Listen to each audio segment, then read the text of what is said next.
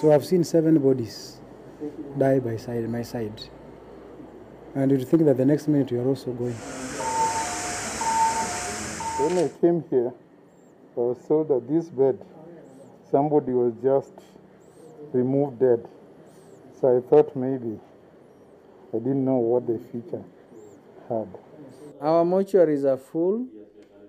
We're actually appealing to people to remove their the bodies of their loved ones today, whether it's your friend. This is the epicenter of the COVID crisis in Kisumu. And here, the truth, just like the virus, is out of control. It's not a scam.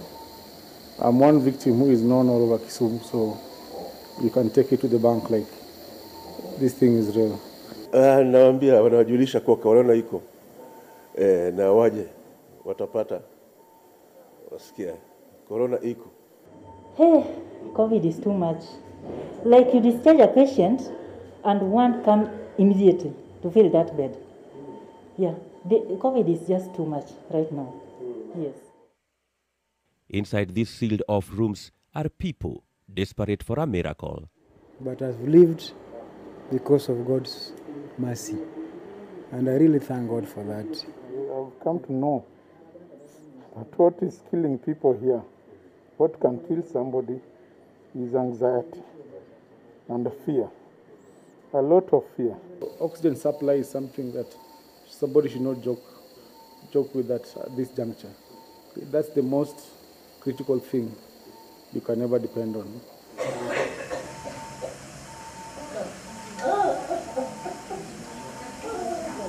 COVID affects the respiratory system. Yeah, that's why when you're affected, the respiratory system is also affected, and that brings the difficulty in breathing. That difficulty is experienced not only by the patients, but also in the 2 isolation centers at Jaramogi Oginga Odinga Teaching and Referral Hospital. The staffing is not good at all. Like I've told you, we now have 34 patients up here. We are 2 nurses. I'm the in charge and the other one. So you see, I have to leave my administrative duties to go into the ward and help the nurse. She cannot do it alone. We are experiencing exhaustion because the number of staff in terms of their ratio to the clients who need help keeps on diminishing because even the staff members get infected and therefore they're removed out of the workforce. Also in need of urgent replenishing are personal protective equipment used by the health workers attending to the patients. Like masks, gloves, the suit that prevent you from exposure, and special masks called N95. The virus, according to the records at the 2 facilities, knows no gender or age. Sometimes there are more males than females, sometimes there are more females than males.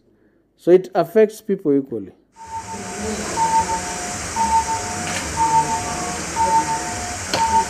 Medics in gloves, masks and gowns are the only company those fighting the quiet and terrifying battles inside these rooms can count on.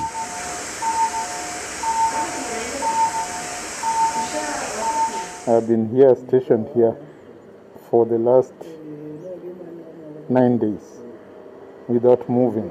The kind of care we're being given here is on top notch. Sangine hata saa 9 usiku. Ukishtuka unapata hao jamaa washaanza kazi umwa. Wewe una habari. Ni watu wanashirikiana vizuri sana kazi yao. Hiyo ndio ninasifu zaidi. For the first time, I've learned that you can have a seat cut below and do everything where you are.